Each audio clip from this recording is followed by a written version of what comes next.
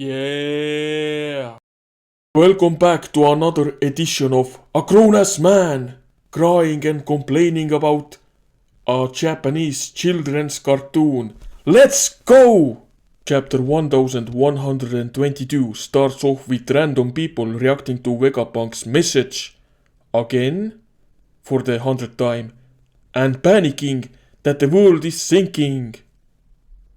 I'm a bit confused by this. Is the world still sinking very slowly? Or did the entire world sink 800 years ago, turning like one day? Because if the world is still sinking, how has no one ever noticed it? That doesn't make any sense. You know, there are entire species, fishmen, mermaids living under the sea, characters have submarines. I'm not gonna go over it again. It makes no sense, is what I'm saying. Also, this is like the 100th time that characters react to Vegapunk's message. Half of the chapters in this arc are Vegapunk saying things we already knew, and then seeing characters reacting to shit that we already knew. How is this good writing? This is just bad pacing, and with this kind of pacing, One Piece will never end. Let's move on. We see Blackbeard, who just found out from Caribou that Pluton is on Wano. So nice job, Straw Hats, for just abandoning an ancient weapon on Wano without any protection. What a bunch of morons. The Gorosei are attacking the Straw Hats, and the Straw Hats are crying. They are crying because Gorosei is destroying the giant robot that helped the Straw Hats escape. Yes, the Straw Hats are crying over a robot, over an inanimate object, over a machine, a lifeless, soulless machine. But that's not shocking considering the fact that the Straw Hats' entire crew had a mental breakdown when their ship was destroyed. This random-ass robot introduced in this arc took out all the Gorosei members with a hockey ability. I guess this robot became the strongest character in One Piece all of a sudden. We see a flashback and it's revealed that some mysterious guy, possibly Joy Boy, I don't know, decided to hide his hockey in the robot. So this mysterious character is actually the strongest creature alive, I guess. And also it seems that you can now just hide your Conqueror's hockey in inanimate objects. 2 arcs ago we were introduced to the strongest creature alive on land, sea and air. And 2 arcs later there are 20 characters stronger than the strongest creature alive. And apparently you can just hide your Conqueror's hockey in robots. And then you can make the robot into the strongest character in One Piece. So yeah, try to make that make any sense. Chapter 1123. This chapter starts out with literally everyone being passed out on Egghead. The robot's hockey was so strong that no one was left standing. This is some Dragon Ball levels of bullshit power scaling right here. Luffy takes one last look at the giant robot, thanking it. The robot had massive amounts of hockey hidden inside of it, and it was able to defeat all the Gorosei members. We see a flashback of Vegapunk and 2 of his satellites talking with each other. They found out that someone has tampered with Mother's flame, revealing that they believed that Lilith was the traitor, not York. So much for the smartest man alive. A week goes by and finally the genius figures out that the traitor was York, not Lilith. It took him a week to figure it out. Actually, he didn't figure it out, it was one of his satellites who was able to come to that conclusion.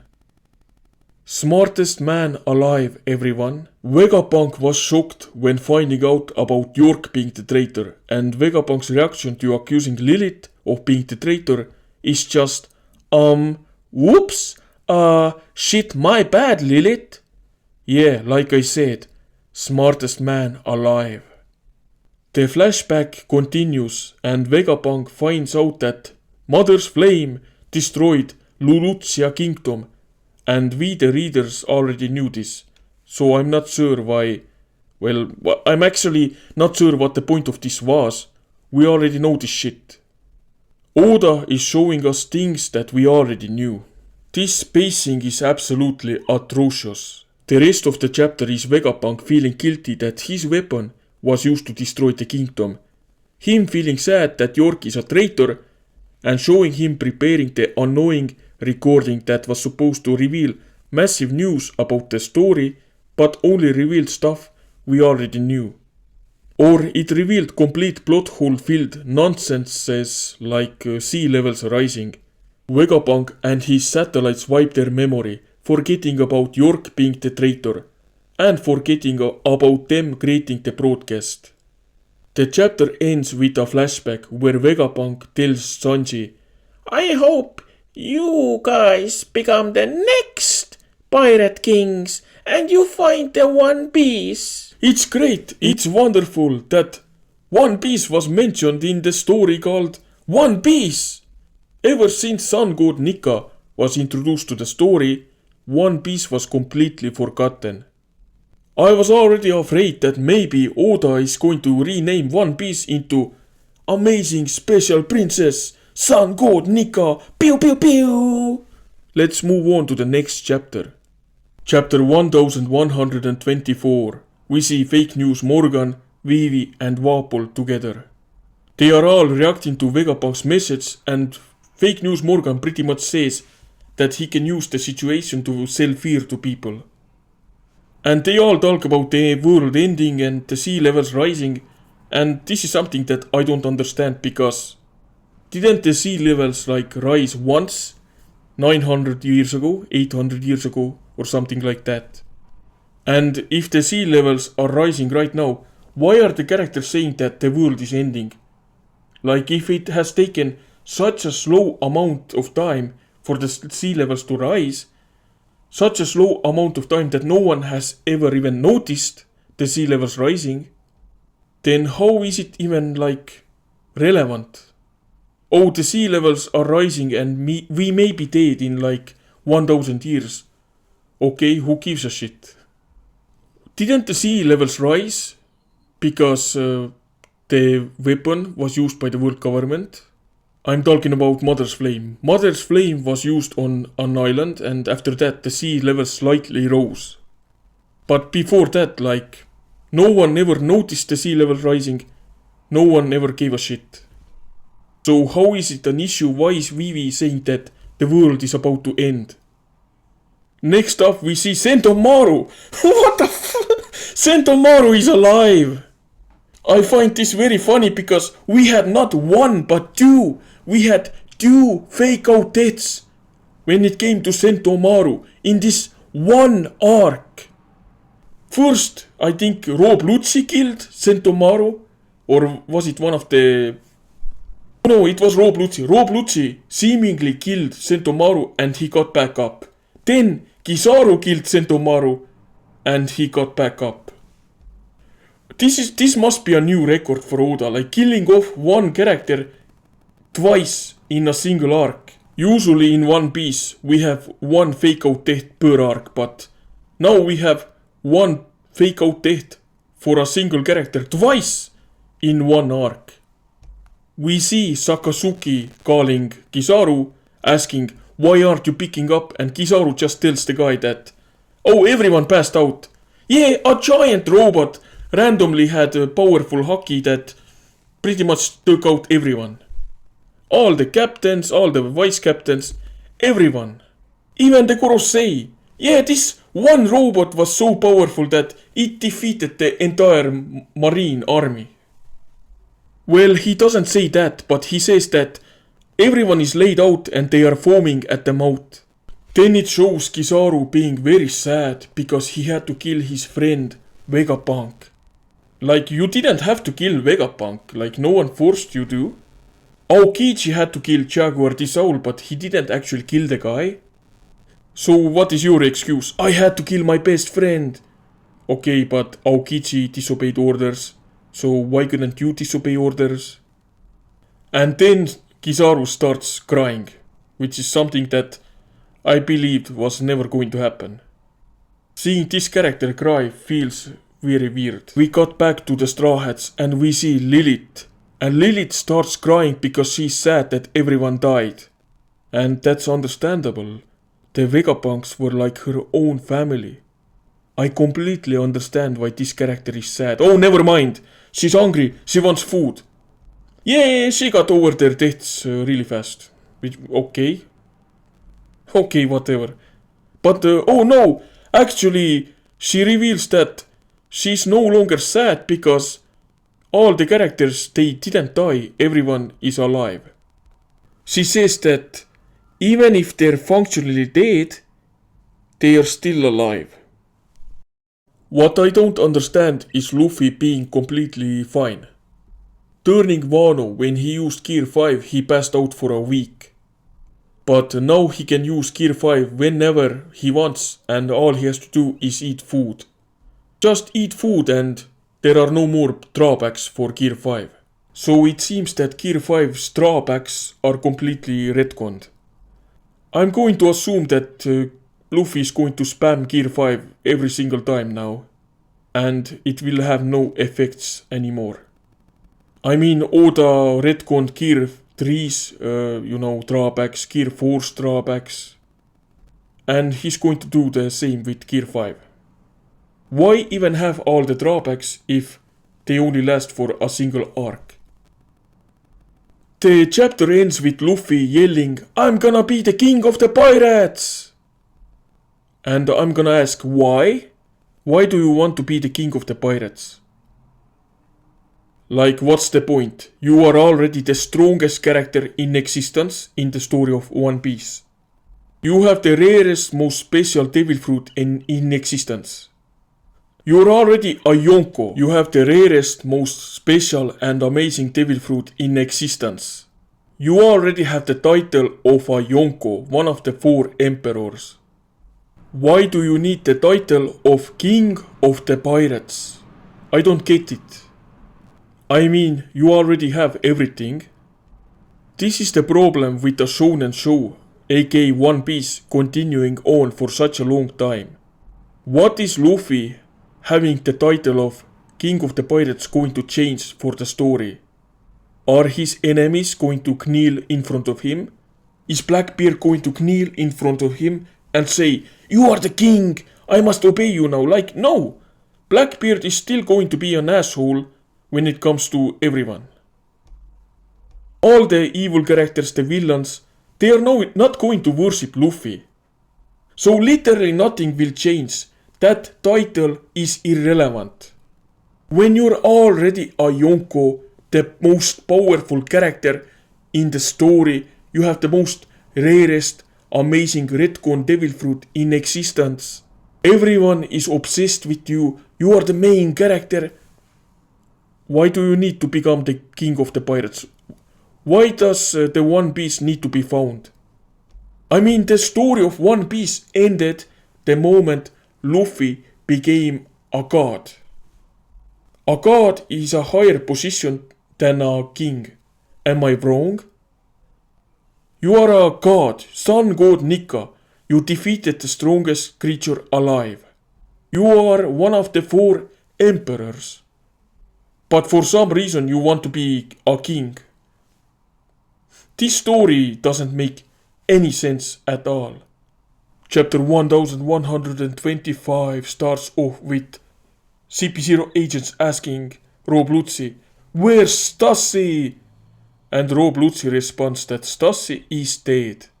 Since this is One Piece, is she really dead? We will never know until Oda randomly brings her back in like 10 years. Hey, it's possible. Jaguar the Soul was dead for like 20 years. And then Oda, for no reason at all, decided to bring that character back. Whoa, wait a moment. Saturn is alive? I ended my last chapter rant with this. Bonnie and Luffy team up and they start beating the shit out of Saturn. And Saturn gets beat to literal pieces, okay? I'm not sure how he can recover from this. Like, half his face is gone, half his body is gone, his legs are gone. There is no way that this character is alive at this point. If Saturn is revealed to be alive, I'm gonna be pissed off. So yeah, Luffy's first murder, I guess. This is officially Luffy's first murder. The first character that Luffy has killed.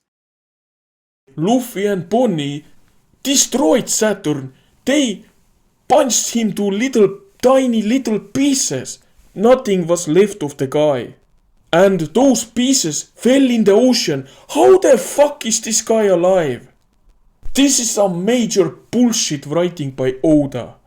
Yeah, this character that was killed by Luffy. Like, Luffy and Bonnie killed this guy. I want everyone to understand that Luffy and Bonnie punched this guy into tiny little pieces. His pieces were scattered all around in the ocean, and now he's completely fine. What is this writing? What is this writing? Who writes a story like that? In front of all the vice admirals, Saturn starts dying. The guy is burned alive, and it's revealed that one of the Code's knights has replaced Saturn as a Kurosei member. I have a lot of questions. First of all, why was Saturn killed? Because he failed the mission, right? He failed to stop Vegapunk's broadcast. But he wasn't the only one who failed. All the Kurosei members were defeated by a robot. And they were all unable to stop Vegapunk's broadcast. But for some reason, only Saturn gets punished. Like, why is Saturn different from the rest of the Kurosei members? They all failed and they should all die.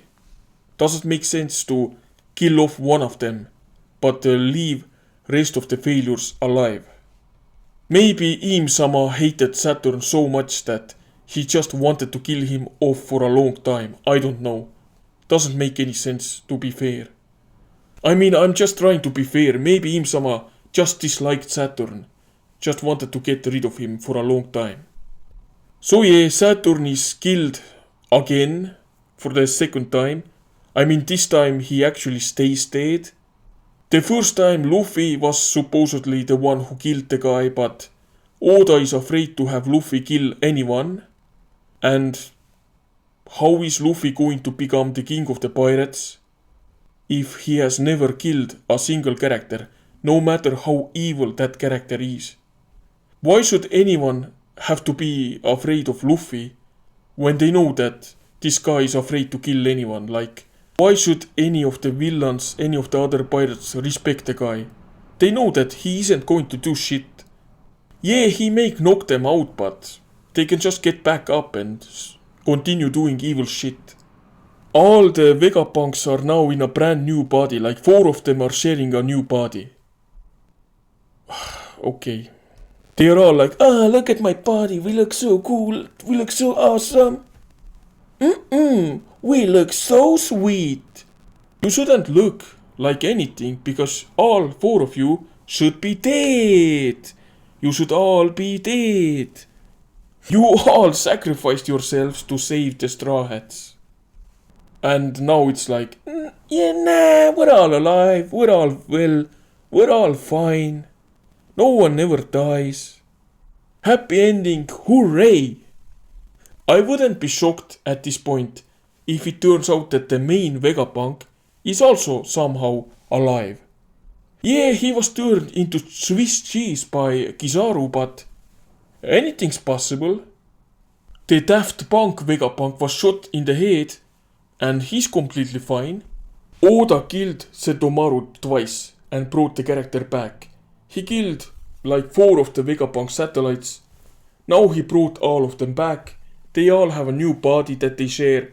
And they're all like, we're so happy. Our new body is so cool. We look so awesome. We look so amazing. Why even kill off characters if you bring them back? What's up with this nonsense? No other shonen, no other TV show or movie or comic or manga is this bad at killing off characters. Oda just wants fake sympathy points from his readers. He wants to create sad moments for his readers, only to say, haha, I got you, you were sad that these characters died. Well, you were sad for no reason at all, because I never kill off anyone, ever. We see the rebels talking about Void Century. The Void Century covered up a massive war, and that culminated in Ancient Weapon's death, plunging the world 200 meters deeper into the ocean. So right now these characters are saying that during the Void Century, the world sunk by 200 meters. But in the last chapter and the chapter before that, characters were talking about the world ending now and the sea levels constantly rising. So which is it? Did the sea levels rise once, 800 years ago, or are the sea levels rising right now? All the characters are like telling a different story about the sea levels rising. And then they continue to say that whoever becomes the Pirate King will have the power to sink the world or whatever, because they will get an ancient weapon. But we already know where two of the ancient weapons are. And they are not on a raftel where the One Piece is. How can Luffy, forcibly claim Shirahoshi as his slave? Or how are they going to get Pluton if Blackbeard is already going after Pluton? I guess they are talking about the third ancient weapon. So they are mentioning that if someone evil becomes the Pirate King, they can get a weapon that destroys the entire world, sinking all the islands or something.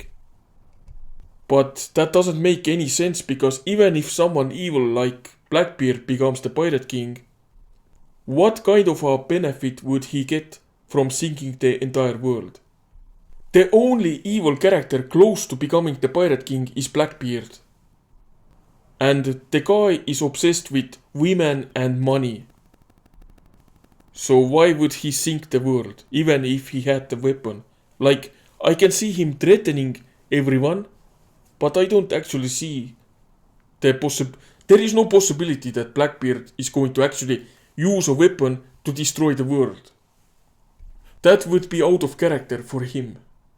Also, how do the Revolutionary Army members, the rebels, how do they know that if you become a Pirate King, you will get that weapon?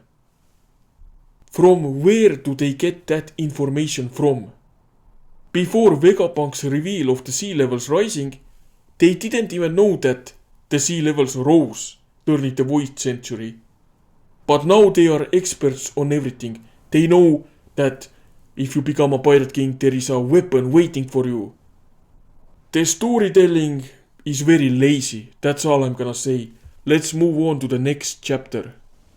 Chapter 1126 starts off with the Straw Hats, Toriprogi, Oimokashi, Bonnie and Kuma is supposed to be dead, having fun, partying, drinking lots of beer, feasting on food, having fun on their way to Elbaf.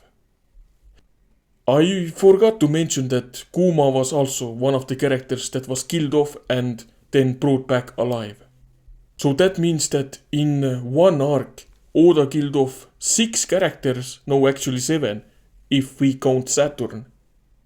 Yeah, Oda killed off 7 characters and brought them all back in one arc. Remember when I did the video on all the character fake out dates? It looks like I'm going to have to make a new video soon, because just one arc killed off so many characters and brought them all back. We see Bartholomew on an island that belongs to the red-haired pirates. He burns down Shanks' Jolly Roger. Bartholomew is Luffy's #1 fanboy, so how does he not know that Luffy loves Shanks? And attacking the red hair pirates is like attacking Luffy's family members. Shanks and his crew captures Bartholomew. They tell him that the only way they will allow Bartholomew to survive is if Bartholomew gives Luffy poison. The guy being 100% loyal to Luffy drinks all the poison instantly because Bartholomew refuses for anything bad to happen to Luffy. So he just drinks all the poison and everyone is shocked. Shanks is happy that Bartholomew is so loyal to Luffy and he allows them all to leave the island. Bartholomew and his crew are on their way to leave the island. They are on their ship. And then Usopp's father kills them all, blows up the ship. So yeah, Bartholomew and his entire crew are dead and Shanks is evil apparently. Shanks killed Bartholomew and his entire crew. The same way he killed Killer and Kid. I mean, if all those deaths actually stay as deaths, then Shanks is probably the #1 villain in One Piece. Because he's the only character that actually goes around killing everyone. Like, no villain is actually capable of doing that. And it's really weird that Shanks is like, oh yeah, I'm so glad that this guy is a friend of Luffy. Okay, kill him. Kill his entire crew. Kill them all. I actually liked Bartholomew. Back in the day when I was a One Piece fan, Bartholomew was one of my favorite characters. I guess, I don't know, sad to see him go like this, but Egghead arc killed off a lot of characters and they all survived. So maybe this is also a fake out death. You never know. This is a problem with Oda making so many fake out deaths because once he actually kills a character, you never know if the character is dead or alive. We go back to Blackbeard's island and Blackbeard is attacking Pizarro because he's pissed off that his crew members allowed for Kobe to escape. But that wasn't their fault because Garp showed up and... Wait, whatever happened with Garp and Aokiji? Oda never showed who won that battle. Oh, never mind. In the next panel it shows that Garp is captured. So yeah, one of the most epic battles in One Piece was off screen. Like always, like every single time. And it also turns out that Pudding from Whole Cake Island arc, Big Mom's daughter that was supposed to marry Sanji, is also captured by Blackbeard. Katarina Devon, Van Auger and Caribou arrive on the island. Caribou is shocked that Blackbeard's island is alive. I'm like 99% sure that Blackbeard is now going after Pluton. And the funny thing is that 2 years ago I made a video saying that the Straw Hats not caring about Pluton is like a plot hole. It's a plot hole. And everyone, all these fanboys showed up and told me that I'm wrong. Pluton is irrelevant, who cares? And I was right, because Blackbeard is going after Pluton. He's going to get one of the ancient weapons. And it's all because the Straw Hats didn't give 2 shits about Pluton turning Wano arc, and that was 100% out of character for them. We get a message from Oda saying that the Straw Hats have sailed for 2 days and it's weird that they still have not gotten to Elbaf. Anyways, Brook, Frankie and all the other Straw Hats that were on the giant ship right behind Thousand Sunny noticed that the Thousand Sunny has disappeared. The chapter ends with Nami waking up in a mysterious place that she has never been to before. Nami is walking around in the mysterious place trying to figure out where she is, and she notices a hedgehog. The hedgehog is giant, and then she sees a cat, and the cat is also giant. The cat is trying to eat something, and it turns out that that something is Usopp. The giant hedgehog tries to attack Nami. Nami, with the help of Zeus, zaps the hedgehog, and the hedgehog, in a panic, jumps and falls on the cat's head. The cat starts crying from pain and drops Usopp from his mouth. The giant cat gets pissed off and starts chasing Nami and Usopp. The giant cat manages to attack Usopp. Usopp is bleeding. Nami and Usopp fall off the building. They fall on the ground, and just when they think they are safe, a giant lion appears out of nowhere. So Usopp is passed out and Nami is like, oh shit, we're gonna die. This lion is going to kill us. Before the giant lion can eat Nami and Usopp, Zoro, Luffy and Sanji show up out of nowhere. They defeat the giant lion and they save Nami and Usopp's life.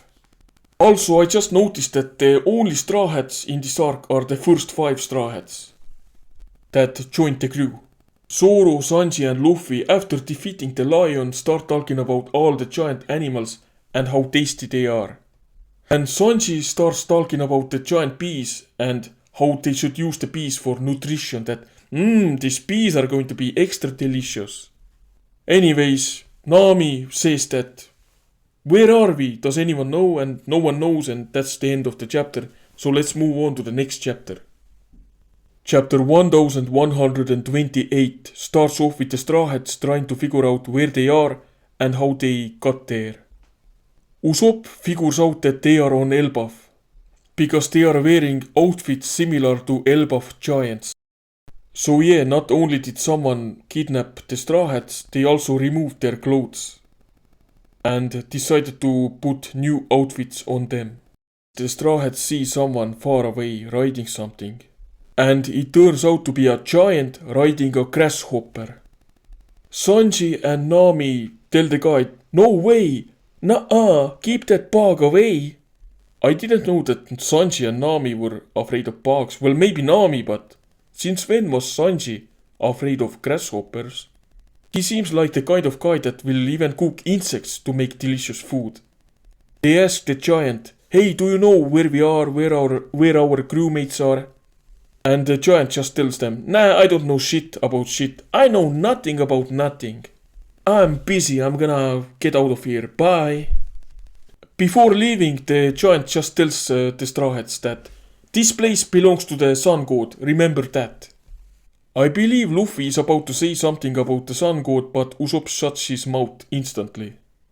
The giant talks about the Sun God's temple, tells them to stay away from that place, that the Sun God's guardians are protecting the temple. You are crazy, if you go there, they'll kill you instantly.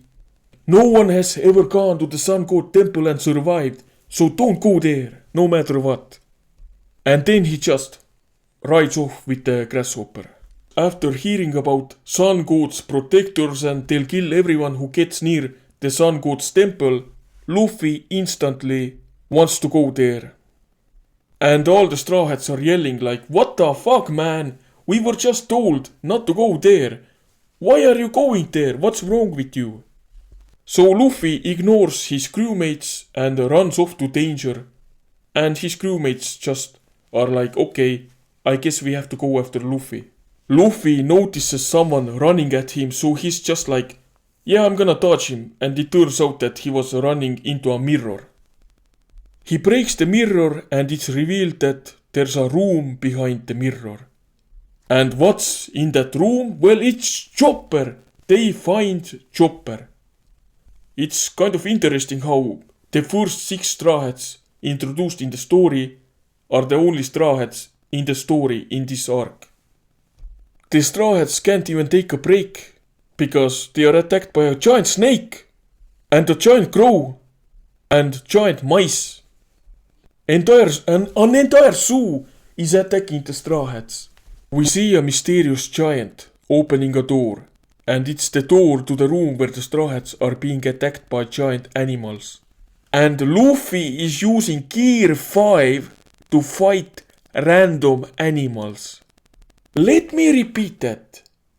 Luffy is using Gear 5 to fight random animals. So Gear 5 is retconned already. Remember when Gear 5 used to be this super powerful ability where Luffy can only use it in extreme cases because it tires him out and he may pass out for like a week. Well, now Luffy is just spamming Gear 5 against random animals. Luffy defeats all the animals, but they see the giant wearing a skull and they're like, we need to get out of here. This guy is huge. This guy is massive. Right behind them is the cat that attacked Nami and Usopp earlier, so they use the cat as a mount and escape. The chapter ends with the Straw Hats escaping on a cat, while the giant says, "How dare you defile my beloved country?" Chapter 1129 starts off with the Sun God. Yeah, so it turns out that the giant wearing the skull mask is the Sun God, leader of Elbaf apparently. And before I talk about the chapter, I'm gonna say one thing. I haven't read the other chapters yet, but there is no way that this guy is the Sun God. This is probably a fake Sun God, I'm guessing. But when the giants met Luffy in Egghead, they took one look at Luffy and they asked, "Why do you look like the Sun God?" The giants know that the Sun God has white fluffy hair, wears a white outfit, smiles a lot. But this guy looks nothing like the Sun God. He looks nothing like Luffy or Joy Boy. So how do the giants know that Luffy looks like the Sun God? Before they even knew that Luffy had the Nika ability, they asked the guy, "Hey Luffy, why do you look like the Sun God?" But now the Sun God is just some giant wearing a skull. The Straw Hats are still escaping on a cat. And he starts yelling, "Cat! Cat, why did you betray me? Why are you helping them escape?" Like Oda is trying to make this character come off very menacing, but he also is trying to make the character come off goofy. So I don't believe that this is the main villain of the arc. All the buildings for some reason are made out of blocks and they look like Legos. Luffy is trying to be respectful and telling the cat, "Hey, let's not try to destroy the blocks, okay? The guy probably spent a lot of time building these cities." The fake Sun God takes out a net and tries to catch the cat that the Straw Hats are riding on. The net lands on the cat, but Zoro easily destroys it. Also, I want to mention that this fake Sun God is like a giant compared to the giants. He might be larger than Sanjuan Wolf. And wasn't Sanjuan Wolf the largest character confirmed by Oda? The fake Sun God is surprised that Zoro was able to destroy the net because the wires were made out of metal. Before the Sun God can do anything, a bunch of giants tell him, "Wait, we got bad news for you. The ear god," yes, the ear god, "burned to death." Now it turns out that the ear god is a giant rabbit. Probably one of these fake gods' pets. The fake Sun God starts laughing. While the Sun God is going on a monologue and laughing, a bunch of giants are like, "Okay, we need to get out of here. We need to escape. This guy is laughing. We have time, okay?" So it turns out that the giants are the fake Sun God's prisoners. So maybe the giants are not stupid and they know that this guy is not the Sun God. Usopp uses his slingshot and breaks another mirror. There is a crack in the mirror, but the opening isn't huge enough for them to escape. So Luffy is like, "Leave it to me, I'm gonna break it." And surprisingly enough, he doesn't turn into Gear 5 to break a mirror. He uses elephant Gatling gun, I believe. Turns out that the Thousand Sunny went through something called the Sleeping Mist, and a giant crow picked up the Thousand Sunny and brought it to Elbaf. A giant is shocked that the Straw Hats are brought to Elbaf by a crow, so naturally he decides to strip them naked, remove their clothes. He adds new outfits on the Straw Hats and then laughs. "Just go back to sleep. You're in for a surprise when you wake up. So that's how the Straw Hats got to Elbaf. The fake sun god tells the Straw Hats, I see you have no clue where you are. Stay and run wild here. You will serve me. Nami uses Zeus to attack the fake sun god. While the sun god was attacked, the Straw Hats used the moment to make a quick escape. End of chapter. Chapter 1130. And this is the final chapter I'll talk about today in this video. The giants have called off the search for the missing Straw Hats. Frankie, Brooke, Jimbe and Nico Robin are sure that Luffy and the rest are alive. Like yeah, no shit, this is One Piece, no one ever dies. The story continues with the missing Straw Hats and somehow they ended up in a place that's covered in snow. Did I miss a chapter or something? Because in the last chapter they were in some fake sun god's playroom. They see a giant castle near them and they have to cross a bridge. Two giants walk off the bridge and one of them is a cute female giant, so Sanji goes crazy, starts yelling about babes. The giants mention Elbaf, so Usopp also goes crazy and starts yelling, Did you hear it? We're in Elbaf! Oh my god! Nami tells them to shut up so the giants won't spot them. The Straw Hats start crossing the bridge to get to the castle. Luffy senses something strange, so he jumps off the bridge and goes back to the block country, you know, the fake sun god's playroom. We go back to the Straw Hats that are on the giant's ship and they find out that the world government has used fake news. The world government has pretty much told the general public the Straw Hats and the giants attacked Egghead. The giants and the Straw Hats were the ones who burned the Egghead Island. I mean, who is going to believe that after Vegapunk's message went out and pretty much said that the world government is trying to destroy the world? Fake news Morgan's lies are not going to work this time, I think. Dory and Brogy's new bounties are revealed and their bounties are 1.8 billion. It's kind of weird how everyone has a billion berry bounty now, considering the fact that Ace only had a 500 million berry bounty.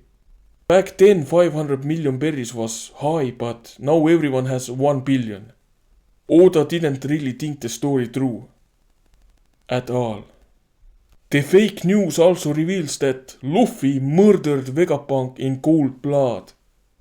Nico Robin notices that Luffy's picture in the newspaper has an X on his arm. The giants start talking about Loki and Loki's super amazing devil fruit. So I guess, I don't know, there's another Nika devil fruit. I'm just joking. When Nika was first introduced, I made a joke saying that what's next? Are we going to have like other gods? Earth god, rain god, forest god? Are there going to be just a bunch of gods fighting each other, floating in the air, destroying entire islands? I guess this is how the story is actually... Yeah, this is actually what's happening in the story. The giants mention that thankfully Loki is locked up, but if he escapes, it will be the end of everything. The chapter ends with Luffy meeting Loki. Loki was the weird feeling that Luffy felt. I guess a god devil fruit user can just sense another god devil fruit user. Or some nonsense like that. Anyways, that's it for now. Bye!